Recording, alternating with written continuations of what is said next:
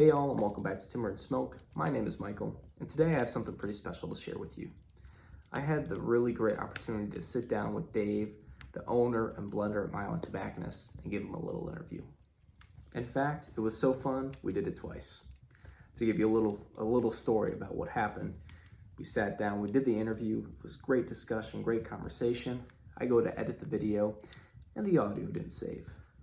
Pretty heartbreaking for myself, so I reached back out and I said, here's the situation, the audio didn't save, would you care to do it again?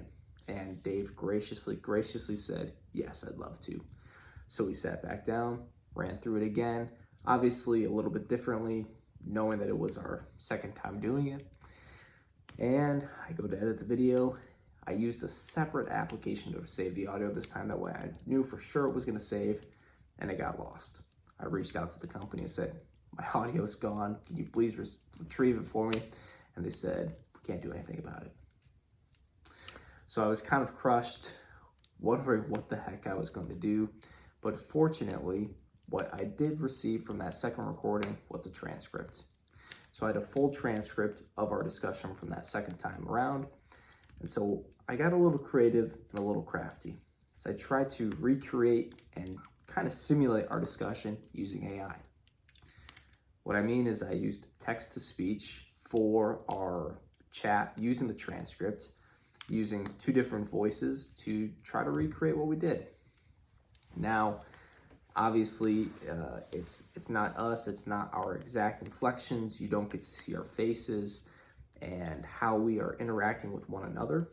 But I think what I tried to do the best job of representing our discussion the best way that I could. So with that being said, first, my apologies to Milan Tobacconist, especially Dave. He sat down with me twice to do the discussion and to talk, and I'm very, very thankful for the time that he gave me. So I feel a little crappy that this is kind of the solution that I had to go with. With that said, I tried to represent and do justice to the discussion and conversation that we had. And full disclosure, I had a great time discussing tobacco with him. Dave is a super knowledgeable guy, super humble, really down to earth. He's just good people. You know, sometimes you get talking with somebody and talking and you just kind of click and connect and you just think, this is a good dude and I could sit and chat with him for a long time. Dave is one of those guys. I'm in no way sponsored or compensated by Milan Tobacconist, but I've really enjoyed Dave. I've enjoyed all the products that I've tried from Milan Tobacconist. Their shop looks incredible from what I've seen online. I'm hoping to make it down there eventually, and I will continue to support and patronize their business. And I would encourage you to check them out at the very least.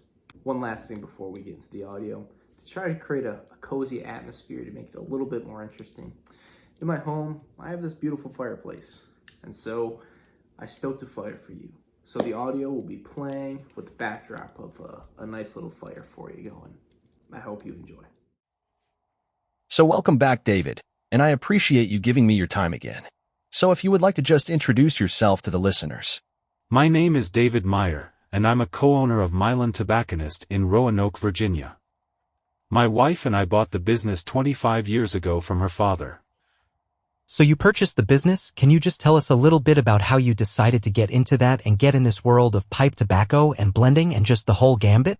Well, when I met my wife, I'm from Miami, Florida, and Renee, my wife, her father owned a tobacco shop called Gables, and he owned that shop for about 4 years. And they wanted to get out of Miami and move back up to Roanoke, where things are a little bit quieter, less hustle and bustle. And the original owners of the store, the Milans, they opened this store up. That family decided to retire. So my father-in-law bought the business from them in 1994. And then in 2000 he decided he was ready to retire. So he called Renee and I to find out if it was something that we would be interested in taking over. So yeah, I mean, he's the one that introduced me into the world of pipe tobacco and cigars. So yeah, we sold our house, moved up here, took over the business. He stayed with us for 3 months and, pretty much showed us how he did stuff. And taught me how to blend. I took courses, I read books. There's a tobacconist university course that you can take. So I certified through them. And a lot of it trial and error. I smoked all the blending components singly. So the different types of tobaccos, and just over the years from trial and error I've learned what goes well together, at least what I believe goes well together. And yeah, it's worked out great for us. Yeah, that's awesome.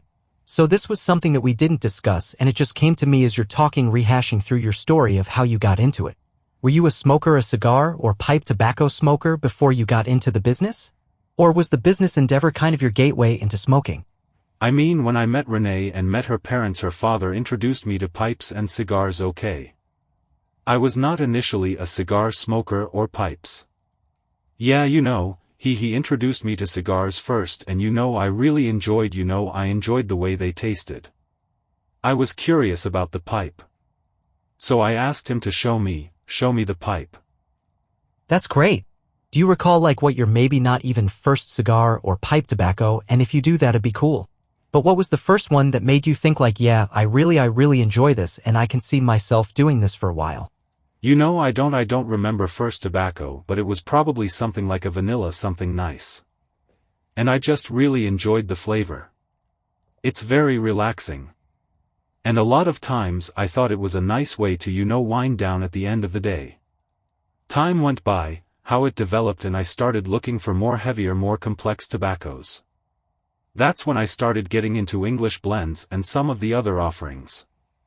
So you've talked some about how you got into it.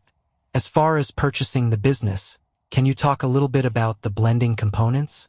I'm assuming that was something that was already there as part of the business, and that's how you picked up the blending, right? Yeah. So the Milans, the original owners of this business, they had their book full of blends. And my father-in-law brought some of his blends when he came. And since then Renee and I have produced probably another 10 or 12 blends to our offerings. Milan blends over the years fell out of favor, so we don't even make them anymore. My father-in-law has 15 blends that I don't even make anymore. I feel like you can get too many blends. We've got 11 English blends. I really don't see the need to have 25 English blends. And over the years some fell out of favor and others are still going really strong. Pretty much all that I created, they're still going strong and doing well. I think that we're facing that now, as far as we talked a little bit last time about STG and Sutliff and a lot of blends going away.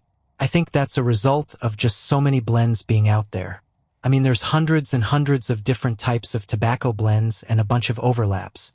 So it totally makes sense, and kudos to you to not fall in just to create something new, because I think we see that a bunch. Some of these larger companies that create a new blend with new packaging and marketing, but it's either something else repacked or relabeled, or it's something very, very similar and sits on top of something that they already offer. Yeah, I'm with you on that 100%. I don't come out with a new blend just to, obviously we want to sell as much as we can, but to release something for the sake of it. I believe that we have a large enough selection, somebody able to find what they like. I recently, literally last week, I just recreated another blend for someone and I got it really spot on, and I'm considering adding it to our line. Yeah. It will be a nice complement to what we offer. We potentially, with the whole Sutliff situation, will potentially be losing some of our blends.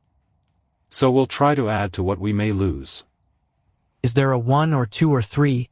What would you say are the top 3 blends of Milan branded blends that you guys sell?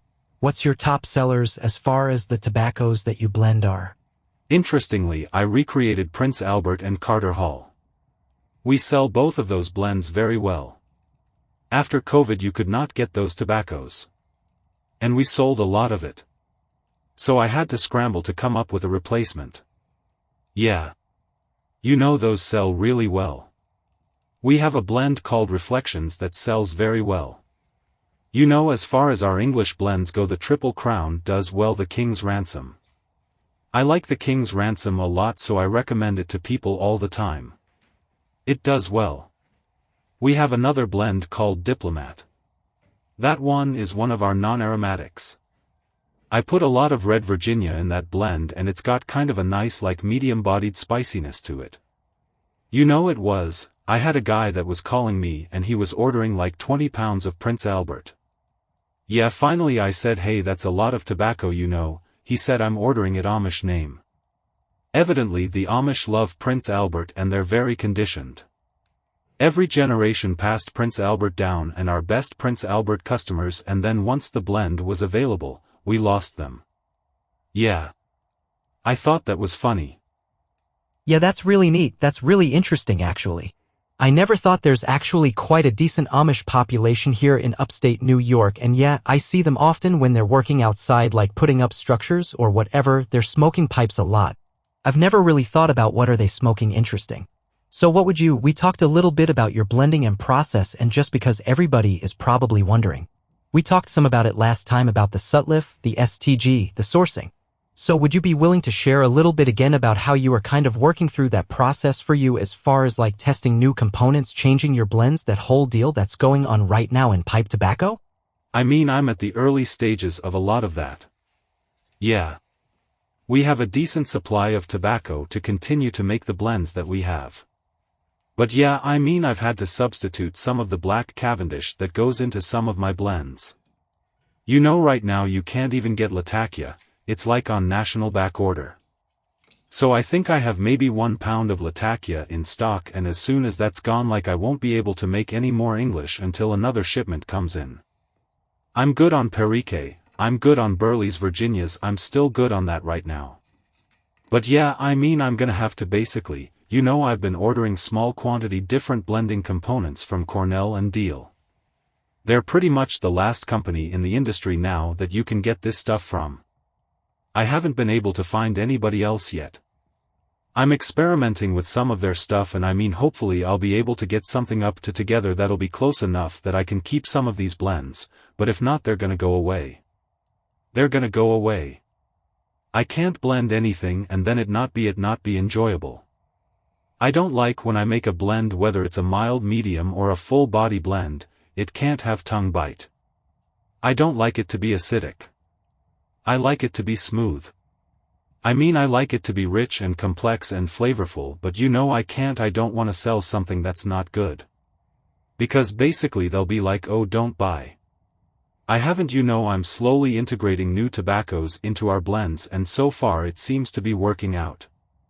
Our customers that have tried some of the blends that I'm working the new tobaccos in and say it's fine to them. They like it still.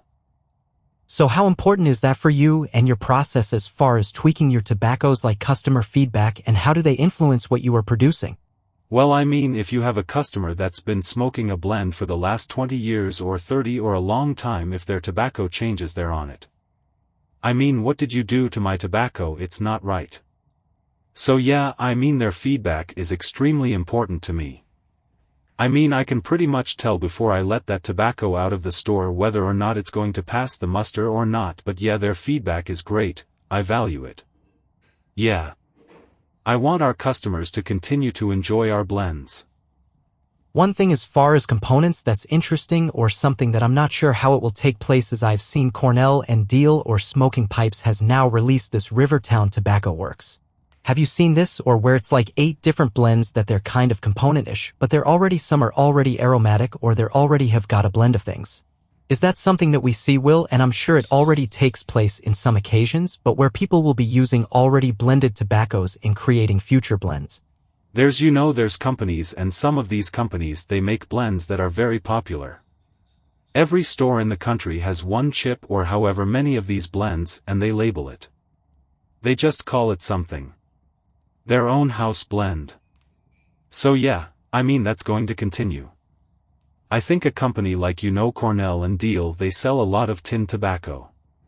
Like, they make massive quantities of their blend and they sell them in tins. You can buy their blends in bulk. For us, I could do the same thing. It's just when you start adding tins and labels and all that stuff to the product, it drives the price of the product. Some of my better selling blends, I blend those 20 pounds at a time. On slower blends I might blend 5 pounds at a time. It just depends what the blend is. We package, People can send 1-ounce increments, obviously they get a price break at 8 ounces. They get a better price break at a pound, but we package all our stuff in little Ziploc baggies. So packaging's not super fancy, but it keeps the overhead down. I think that's one really great, especially for bulk blends, because that's one of the benefits of them, right? So you can get tobacco, it's easier to jar, you don't have to worry about you put it in your own mason jar, storage tin and whatever. Thanks for sharing your thoughts as far as blending components. We'll move away from the STG thing. I don't want to get hung up on that. So this was another question that I'd asked you last time, but what would be in your mind the blend that you're the most proud of? If you were to say this is our signature blend, it may not be the best-selling blend, right? But what blends have you made that you would say these are the ones that I'm the most proud of blending together? Yeah, I guess as far as the most proud, I mean any blend that I make that somebody enjoys, it's a good feeling. They say, man, this is great. It's my new favorite. But I mean the Jefferson Street, that's a blend that I created earlier on, and it was one of the first ones that it's a more complex blend. And it was one of the first ones that I blended that it was more than just oh, I'm going to throw some black Cavendish in with this and that. I put some thought behind it and, I worked on it until I tweaked it and got it just how I wanted it. So yeah, I think that blend sticks out in my mind a lot. Some of the English blends, the Triple Crown for instance, what brought that blend around was one of our customers wanted to know if I could recreate the Frog Morton on the town. He liked that blend a lot, but he didn't like to pay for it. So if I could get to recreate that blend, he could still enjoy it and it wouldn't be so expensive. So I recreated that. I got that down really well, I think. So that was kind of a challenge and I worked on it. I can't remember how many blends it took to finally get it to Frog Morton, but I got it. I was proud that I didn't give up on it. Those two kind of stick out. Yeah, that's great. So we talked about your best-selling couple that you're most proud. What are the ones that you smoke? What are the ones that you enjoy the most that you blend? Obviously you enjoy everything that you're trying to make, so it's good and enjoyable, but are there any, are there a few that you find yourself smoking the most or continue to go back to? I'm all over the place. Some pipe tobacco that it depends what my mood is. I smoke a lot of Reflections. I smoke a lot of the Jefferson Street. Earlier we talked about King's Ransom, the Chartwell, that one's kind of close to my heart. So I enjoy that. Those the King's Ransom and the Chartwell, those are both English blends. And the King's Ransom, initially that started out as a Milan blend, and that blend kind of went away because some of the components that were in that we couldn't get anymore. And went away for a long time. And my creation is very different than the original version, but I just resurrected the name. Very cool. So I purchased your guys' sampler pack, which allowed me to try a few variety of some of the blends that you guys produce. One of the ones that I really enjoyed the most, Reflections, that's such a great aromatic. I jokingly in my YouTube video that I did on it said that it's what Molto Dolce wishes it was. I smoked that because everyone talks about Molto Dolce. That was just for me, it was so wet. And the tobacco juice at the bottom of the bowl, it wasn't my favorite. There was no tobacco, there's no natural flavoring. It's it's all topping, all casing. So I jokingly say that Reflections is what Molto Dolce wishes it was because it has some of those beautiful vanilla and cinnamon, those sweet kind of caramel notes. But it also has those beautiful natural tobacco flavors. Especially as you work your way through the bowl, those toppings aren't as much there, the natural flavors of the tobacco itself come through, and that is a great blend. And then I also really like Diplomat. For me that was just as you mentioned, a great medium-bodied, little spicy blend. Those two are the ones that kind of top the list for me that I've tried from your guys' blend. So I really enjoyed both of those. What would you say for you running your shop in Virginia as a blender, running a storefront? What would be maybe the biggest challenges that you face right now? Probably the biggest challenge we have right now is sourcing new tobacco. And the government's always lurking in there. They want to keep adding more tax to the product. I just had a customer call from Wisconsin, and the governor of that state just enacted a 70% tobacco tax. He's concerned his tobacco is going to go through the roof.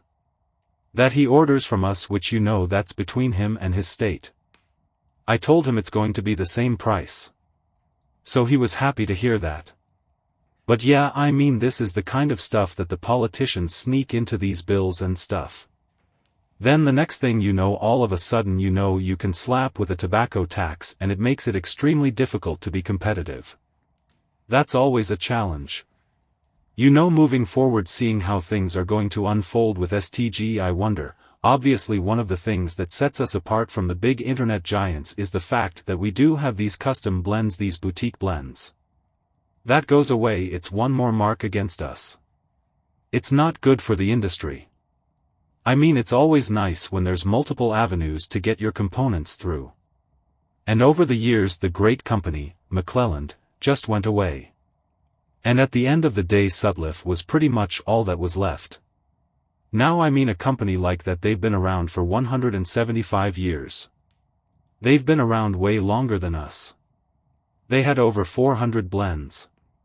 But they had all the blending components, all the different kinds of burley, Virginia ribbon, Virginia plate, the Perique, the Latakia. That's what I need. I need that raw, unblended stuff. I need those kind of components. So that's going to be a huge hurdle for us moving forward. I mean, this store's weathered so much in the last 113 years, I feel positive going forward, but I don't feel as positive for the pipe side of the business. It's unfortunate too, because pipe smoking, and I'm new to this, and so I'm learning a lot about it, but like you said, you've got like Sutliff was 175, your storefront 113 years. LJ Peretti has been around, I mean, they've over 200 years, right? I mean, I don't know how many stores across our country. There's not that many stores left across the country that are over 100 years old. Very few, or even most of the tobacco shops across the country now are cigar-focused. Yeah. You go into most shops, they might have a half a dozen or a dozen, and they might have 2 or 3 dozen pipes in the store. When you come into our store, I've got over 600 pipes. I see your beautiful display cases right behind you. We don't carry tons of different brands when it comes to pipes, but we have a lot of shapes and a lot of facing. So, when it comes in, a lot of times they can be a little overwhelmed. They're like, oh my gosh, I've never seen this many pipes on one sitting. That we want to continue that tradition. And that's one of the coolest things about pipe smoking, is that it has a long, rich tradition, and folks like you with your store and blending tobacco preserving that tradition is super cool, and something that I think people should support tenfold. Is there anything else as we begin to wrap it up, close it up? Is there anything that you'd like to share or say as far as your business or anything like that? Well, I mean, I want to thank you for thinking of me. It's humbling that you thought of me to interview. I don't get a lot of requests for interviews very much, but I mean, hopefully there'll be some people out there that'll see it and maybe have some interest in our blends. I'm at the store 6 days a week. Renee and I are both hands-on owners. If people have questions, Renee and I are both hands-on owners. If people have questions about pipe tobacco blends, anything like that, I do my very, very best to answer. I want to thank you for giving me your time twice. As I mentioned, this is the second time recording, so I really appreciate you being willing to sacrifice that time for me. But with that being said, I just want to say thanks to everybody who's watching and listening. Check out Milan Tobacconist. Check them out on Instagram and on YouTube. Support them. Great blends. I've enjoyed everything. Dave is a great guy that I've had the opportunity to chat with on a couple of occasions. Thank you, everybody, and we'll see you next time. If you made it this far, I just want to say thank you for listening. As I mentioned before, I try to do as best a job I could of representing my discussion with Dave. Again, I am really appreciative and thankful for his time. And this is not going to be the last of these types of interviews. I'm reaching out to other smaller tobacconists and blenders, trying to connect with them and do interviews, kind of showcasing these American businesses who are blending tobacco, maybe even growing tobacco. So if you have suggestions, let me know. I will reach out. If you have a point of contact, send them my way. I would love to connect with people who are doing this, who want to talk tobacco, and I would love to try to showcase and highlight these sorts of people. So thank you very much, and we'll see you next time.